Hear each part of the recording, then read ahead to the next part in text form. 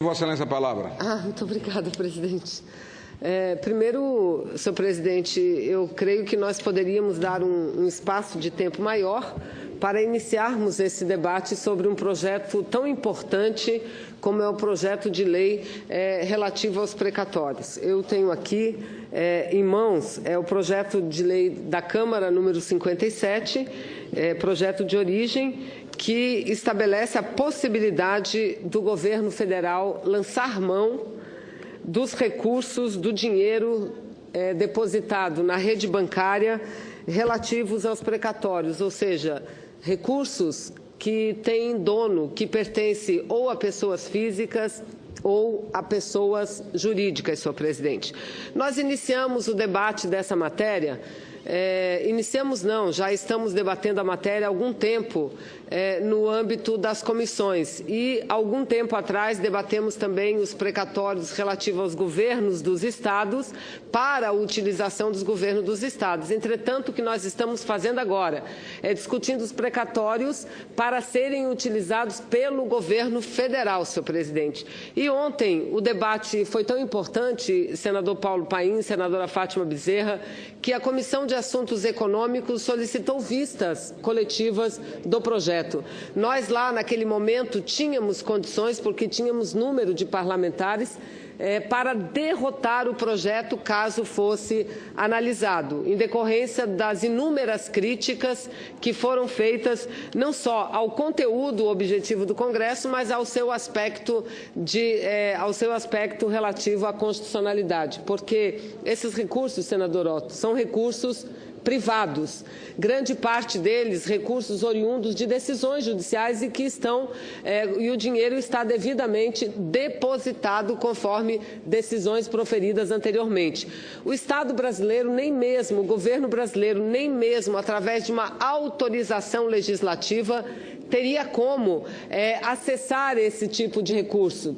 Não há como, é completamente inconstitucional. Então, primeiro aspecto negativo em relação a esse projeto é exatamente esse. O segundo aspecto, senhor presidente, qual é o real objetivo do governo de querer utilizar esses precatórios? O que o governo pretende nada mais é do que colocar no caixa da União, senador Paim, um pouco mais de aproximadamente 8 bilhões e meio de reais. Por que colocar no caixa da União 8 bilhões e meio de reais? Será que é para aplicar na área de saúde?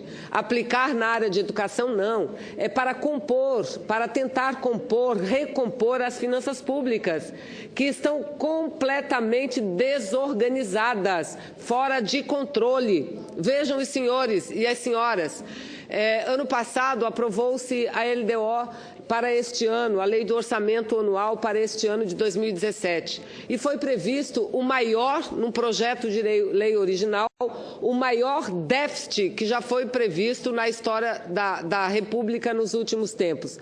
139 bilhões é a previsão para o déficit fiscal deste ano do governo federal. Pois bem, hoje, os analistas, os economistas, e de acordo com a avaliação da queda frequente, significativa das receitas, hoje já se prevê, senadora Lídice, um déficit de aproximadamente 167 bilhões de reais acumulado no ano de 2017. Somente no mês passado foram 30 bilhões de reais. Então, o objetivo do governo qual é? Pegar um dinheiro que não é seu, para fazer caixa. Ora, senhoras e senhores, isso, além de ser completamente inconstitucional, ilegal, é amoral também, porque, veja, isso, em outras palavras, nós poderíamos caracterizar como uma grande pedalada. Aliás, como o dinheiro não é do governo federal, o dinheiro tem dono, tem proprietários, o dinheiro, e o governo quer pegar, senador Humberto, isso nada mais do que é uma operação de crédito. E seria uma operação de crédito. Só que a operação de crédito não pode ser feita pelo governo, não pode. Então, veja, exatamente aqueles que diziam que o governo anterior gastava indiscriminadamente, que o governo anterior fazia uma gastança desnecessária, são exatamente esses que hoje não dispõem de recursos para a área de educação, não dispõem de recursos para a área de saúde, mas estão liberando mais de 4 bilhões para emendas parlamentares. Emendas, sobretudo, para os deputados federais, as deputadas federais da base, cujo objetivo do governo nada mais é do que arregimentar votos suficientes para que a Câmara dos Deputados não permita a abertura de processo contra o presidente Temer.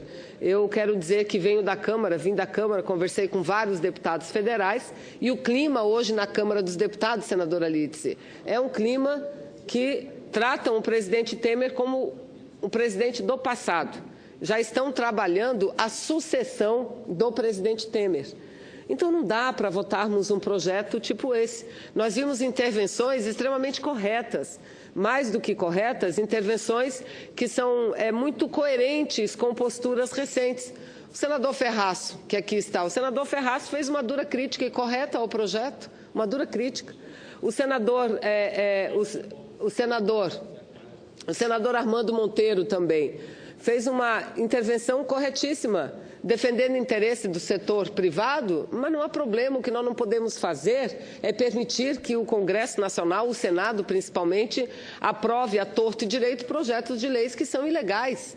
E projetos de leis cujo objetivo não são objetivos nobres. Se o governo está com um problema de caixa, se o governo fez a sua base aprovar uma lei do teto, estabelecendo o teto, e agora não consegue cumprir, não é cometendo novas e outras ilegalidades que o governo vai conseguir cumprir. Vejam, aprovaram ano passado, e muitos dos nossos colegas diziam, quando nós criticávamos o projeto da limitação dos gastos públicos, porque limita só na parte dos investimentos e nas áreas sociais. Os gastos financeiros, esses não estão limitados. Quando fazíamos essa crítica, muitos diziam, mas a população não sabe bem o que é isso, e votaram, aprovaram. E agora nem eles sabem o que fazer com esse texto constitucional, porque até agora, segundo levantamentos oficiais, o governo já gastou o dobro daquilo que deveria gastar e que está autorizado pela emenda constitucional número 95.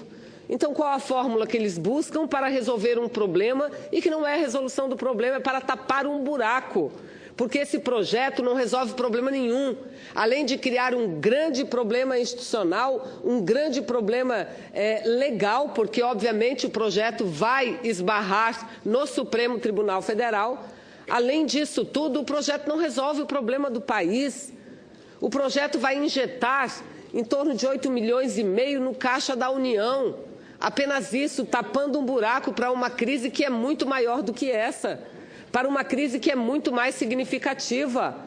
E olha, eles estão com tantos problemas, senadora Lídice, que na iminência de não conseguirem aprovar a reforma previdenciária, o que é que eles estão dizendo já, senhores senadores? Que vão cancelar, vão acabar o pagamento do bônus para os trabalhadores brasileiros, aqueles que ganham até 2 salários mínimos e que recebem anualmente uma cota, uma parcela do PIS/PASEP. Vão acabar. Segundo eles, essa economia seria de aproximadamente 17 bilhões de reais. Ou seja, não dá para aprovarmos um projeto que, além de ser ilegal, é um projeto que não vai contribuir com as finanças, com a melhoria da situação financeira, não vai contribuir com a política fiscal do Brasil.